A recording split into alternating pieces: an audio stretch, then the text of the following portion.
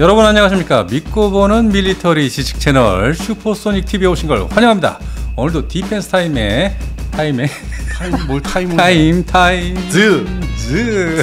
디펜스 타임즈의 안승범 대표님 나오셨습니다. 안녕하십니까? 자, 저희 슈퍼소닉 TV는 전국 어디에서나 대리운전 조이 앤 드라이브와 함께 하는데요. 설명 좀 해주시죠. 최초 앱 설치 시 예. 10,000원 적립. 최초 앱 설치 시. 네. 그리고 친구 추천만 해도 네? 2,000원 적립. 2,000원이나요? 네. 그리고 친구에게 10,000원 적립. 친구에게 10,000원이 자동으로 적립이 된다. 그리고 나에게 2,000원 적립. 와, 이게 그냥 돈이 척척척척 그냥 모입니다. 혜택이 많은 거죠. 야, 이런 걸 다 모아서 한 번은 또 무료 대리 운전을 사용할 수 있다. 그래서 이거를 매번 소개할 때마다 느끼는 게 네네. 카카오는 이런 게 없어. 그러니까 그게 아쉬워. 택시도 이런 게 없으니까. 제가 이제 택시를 애용하잖아요. 카카오땡. 네네. 없어. 아무것도 없어. 적립이 없어. 아무것도 없어 그냥. 예. 아무튼 전국 어디에서나 대리운전은 조이 앤 드라이브. 이 조이 앤 드라이브에서요 기사를 모집한다고 합니다. 예, 23세 이상 2종 오토바이 면허 이상 된 분, 이 면허증 소지자 남녀 관계없이 모집을 한다고 하니까요. 혹시 도움 필요하신 분들은 연락 한번 해보시면 좋겠습니다. 자, 전국 어디에서나 대리운전은 조이 앤 드라이브와 함께하는 슈퍼소닉 TV 지금 시작합니다.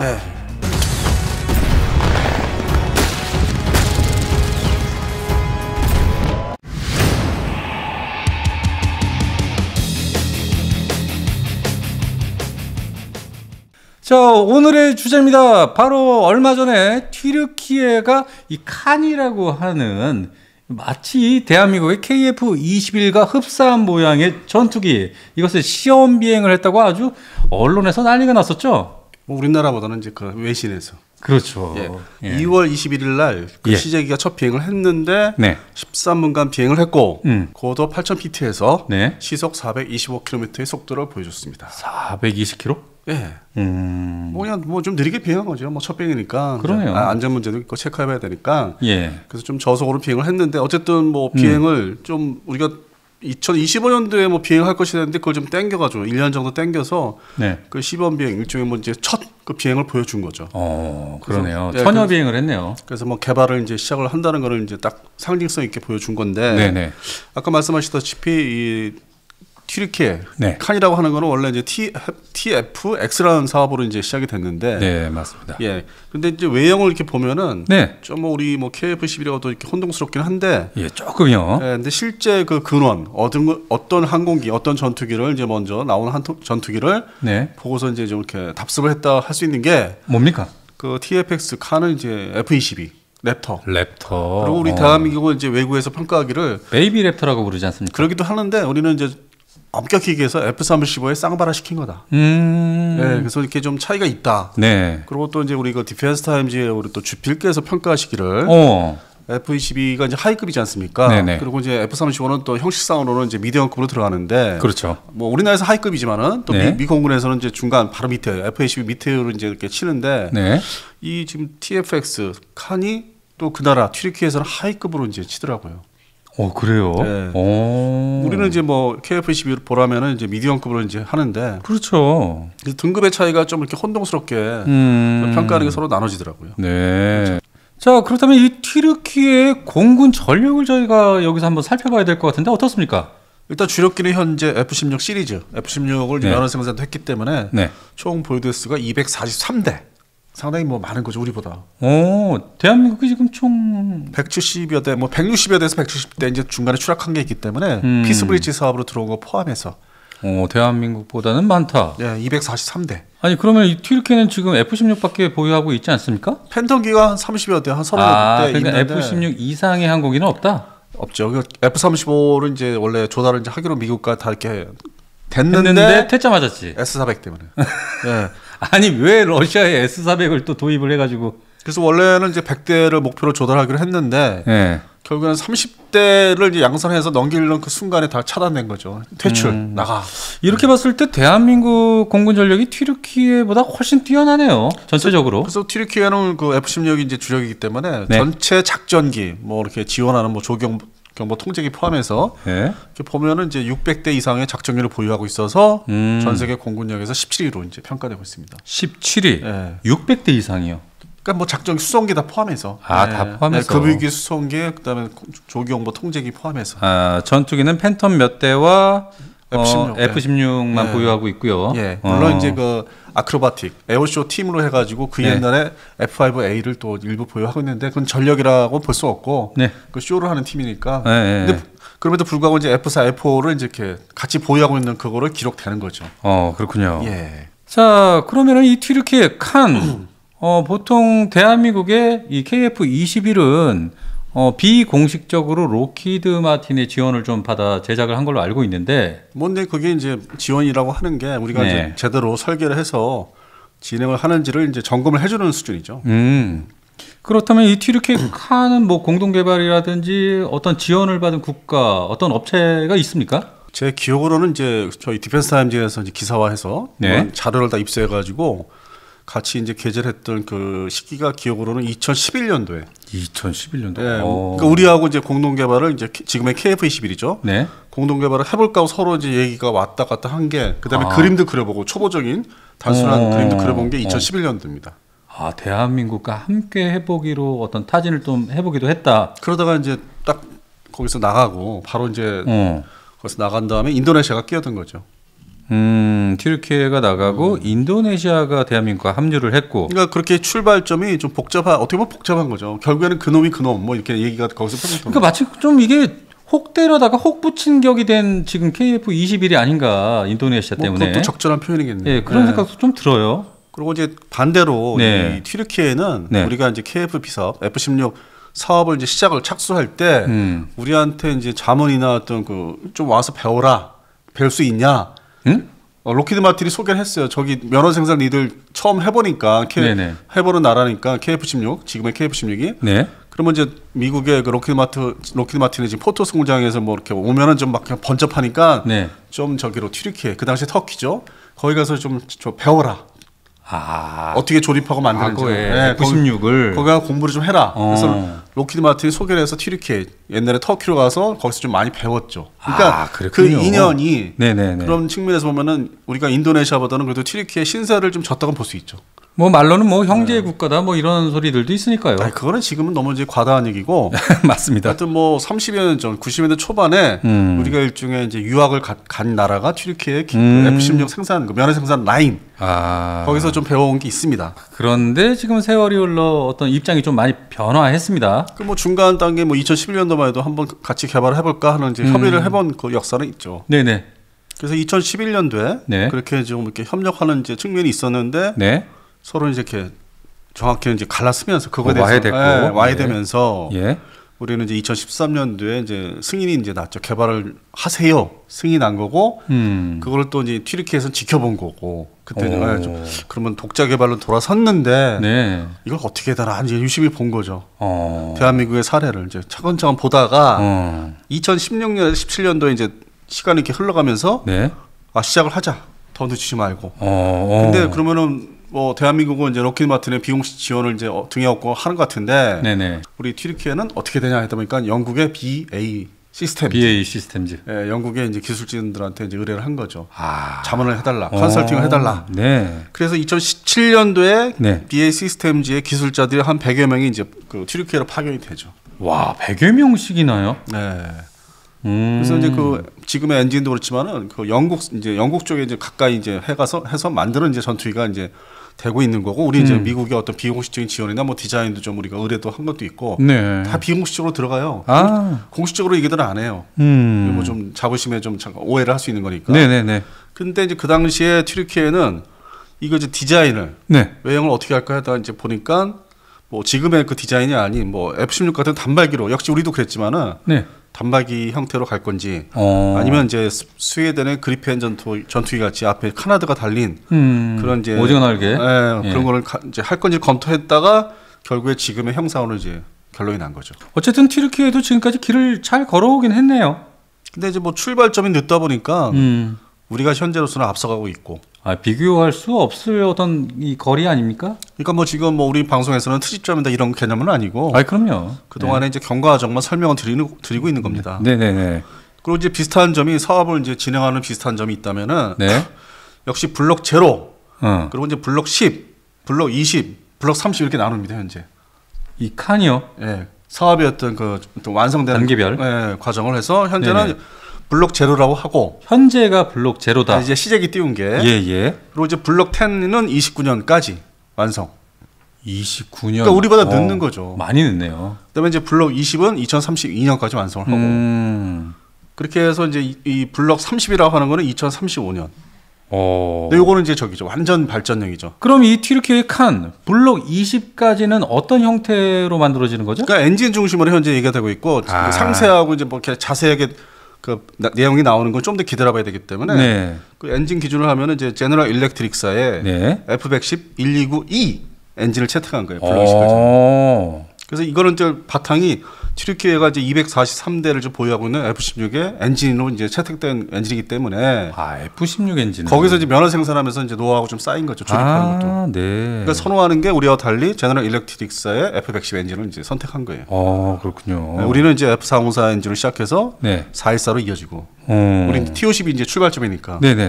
그러다 보니까 이제 이게 블록 20까지는 이렇게 해서 이제 개발을 끝내면은 이 이제 툭 튀는 게 2035년도 가면 이제 팍 튀는 게 블록 30인데 35,000파운드급의 자국사 엔진을 채택하겠다. 35,000파운드? 어디서 많이 듣던 비슷한. 이거 얼마 전에 하나에어로스페이스가 차후에. 그러니까 이게 뭐 간접적 영향을 준 거예요. 이게 튀르키예 사례가 또 거꾸로 우리한테 야 쟤네들도 하는데 우리도 해야 되지 않겠어?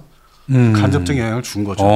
이걸 뭐 증거를 대라면 증거는 없는데 이 시기가 딱 발표한 시기도 그렇고 자국사 엔진 하면서 비슷합니다. 얘는 35,000파운드인데 우리는 3만 파운드로 이제 정했죠. 그렇죠. 시기가 또 뭐 2035년 이후라고 2040년도로 그랬고 그리고 이제 이 35,000파운드의 자국사 엔진은 스텔스 배기 노즐에 그 엔진을 사용하겠다. 엔진을 채택하겠다. 도입하겠다. 스텔스 뭐라고요? 배기 노즐. 스텔스 배기 노즐. 그렇게 해서 5세대로 이제 5세대 전투기로 진화를 이제 하겠다. 그 엔진을 중심으로.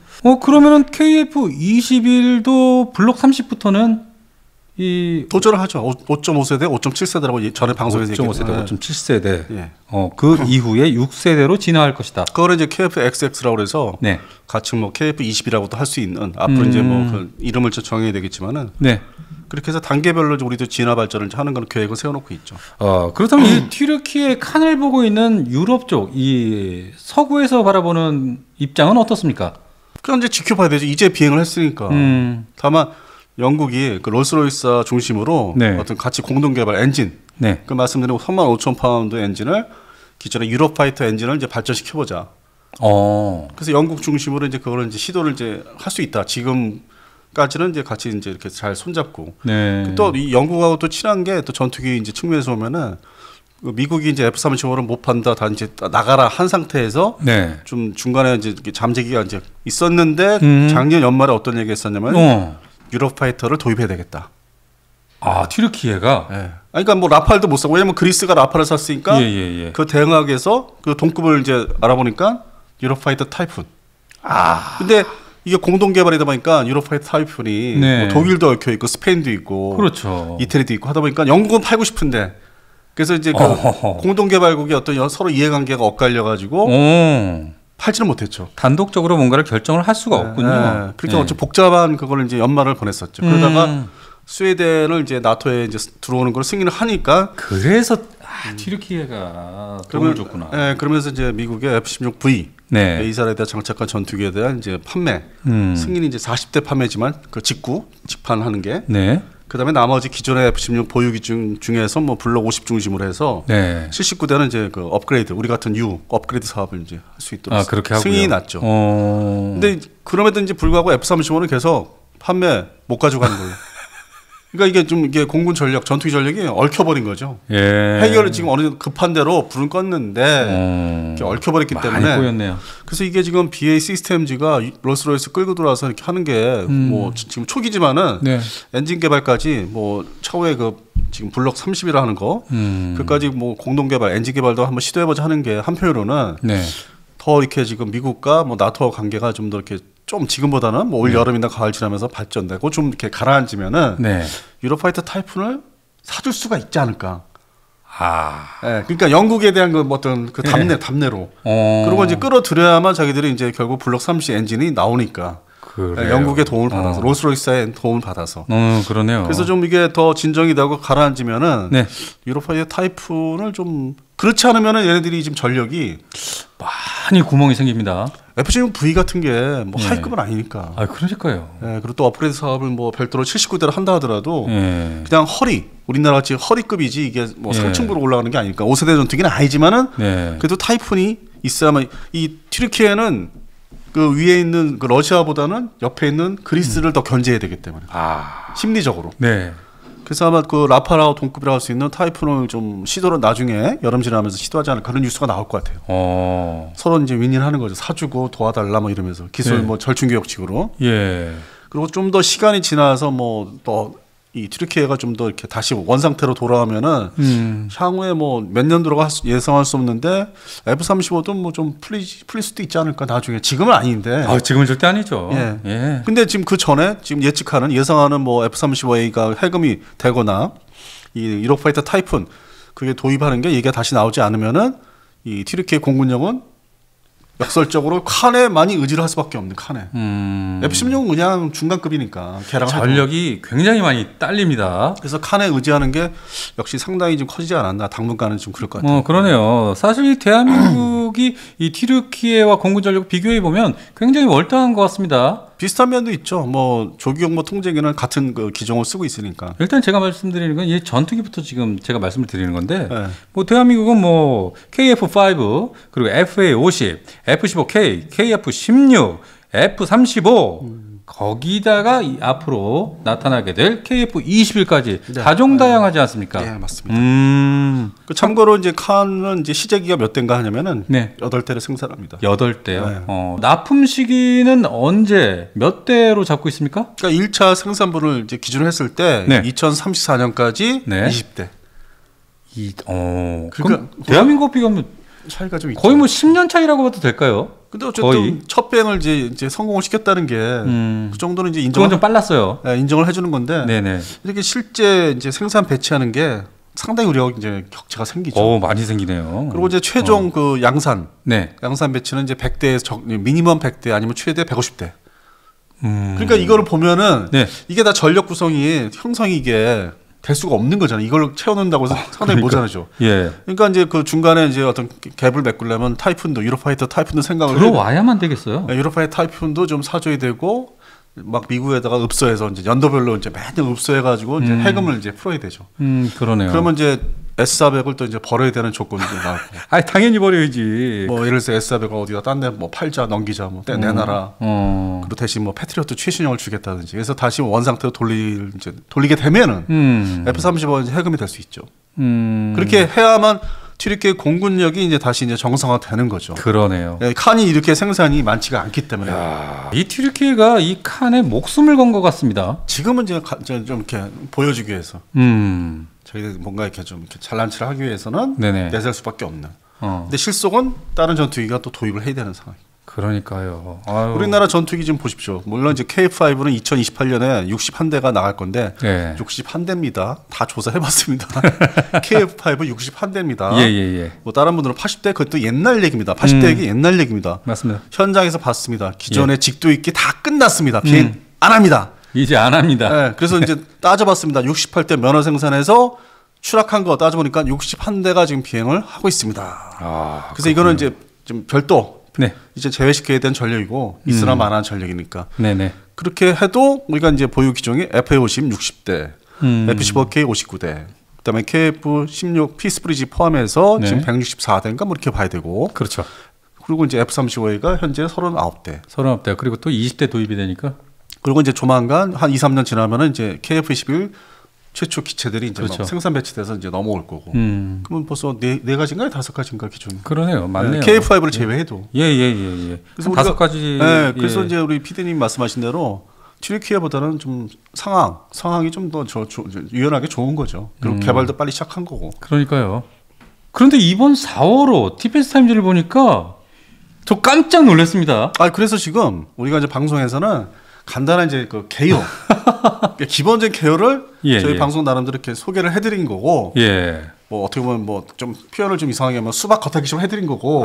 그러면 저희 팬들이 서운해하시죠. 수박 겉핥기가 뭡니까? 좀 뭐 이렇게 글을 좀 보시고 뭐 신문이라든지 이렇게 보셨던 분들, 이렇게 활제에 익숙하신 분들은 어려운 내용들이 상당히 많다 보니까. 디펜스 타임즈 4호로 지금 이제 발매돼서 이제 시중에 이제 서점에 가면 있는데 무려 32페이지가 나왔습니다. 칸 분석이. 와, 칸에만 30페이지를 할애를 했어요. 이번 디펜스 타임즈에. 32페이지. 근데 좀 제가 보기에는 좀 어렵더라고요. 그래서 이게 방송과 이 활자가 좀 차이점이 있는 게, 야, 이거 뭐 수박 겉핥기로 얘기했냐, 좀 자세한 거 없냐면은 이제 활자를 보셔야 됩니다. 저희 지금 말씀드린 이 방송 내용이 많이 부족하다, 더 많은 걸 원하신다 하면, 디펜스 타임즈 이번 4월호를 참고하시면 될 것 같습니다. 무려 32페이지나 할애를 했다고 합니다. 그리고 제가 그동안에 이제 슈퍼소닉 TV에서 방송을 하면서 제 월간지를 직접 이렇게 선전, 홍보를 하는 건 오늘이 사실상 처음이죠. 근데 그럴 수밖에 없는 게 지금 우리가 이제 기본 계열을 이제 말씀드렸기 때문에 좀 부족하다고 생각하시는 분들이 있어요, 분명. 그러니까요. 우리 독자층이 이렇게 꽤 많으니까 숫자가. 폭이 넓어요. 초보빌덕부터 해서 상당히 고난이 구독자. 이런 분들도 계시거든요. 그래서 뭐 이 서점 가서 지금 뭐 이번 달 용돈이 뭐 학생들이라면 용돈이 없다면 그냥 가서 이렇게 보셔도 돼, 이렇게 넘겨서. 봐도 돼? 네, 봐도 돼. 제가 이제 뭐 그리고 서점 가서 잠깐 보고 그러셔도 되죠. 우리 시청자분들한테는 제가 그거는 마음 편하게 말씀드릴 수 있어요. 알겠습니다. 여기까지 튀르키예 칸 전투기 이것에 대해서 오늘 좀 방송을 좀 해봤고요. 자, 어쨌거나 저희 슈퍼소닉 TV는 전국 어디에서나 쓸 수 있는 대리운전, 바로 조이앤 드라이브와 함께합니다. 조이앤 드라이브의 장점이 또 하나가 있는데요. 바로 대리운전뿐만 아니라 탁송, 그리고 꽃배달까지도 포함시켜서 모든 걸 이 앱으로 처리할 수가 있다고 하니까요. 넓어졌네요. 일단 앱 가입만 해도 1만 원이 바로 적립이 돼서 바로 사용할 수가 있습니다. 여러분, 밑에 더보기와 고정 댓글에 링크를 달아드릴 테니까 클릭하셔서 가입하시면 바로 만 원이 생깁니다. 여러분, 좀 더 편리한 대리운전을 사용하고 싶다면 바로 전국 어디에서나 조이앤 드라이브를 사용해 보십시오. 자, 그럼 여기까지 디펜스 타임즈의 안승범 대표님, 저 소닉 PD였습니다. 여러분, 감사합니다.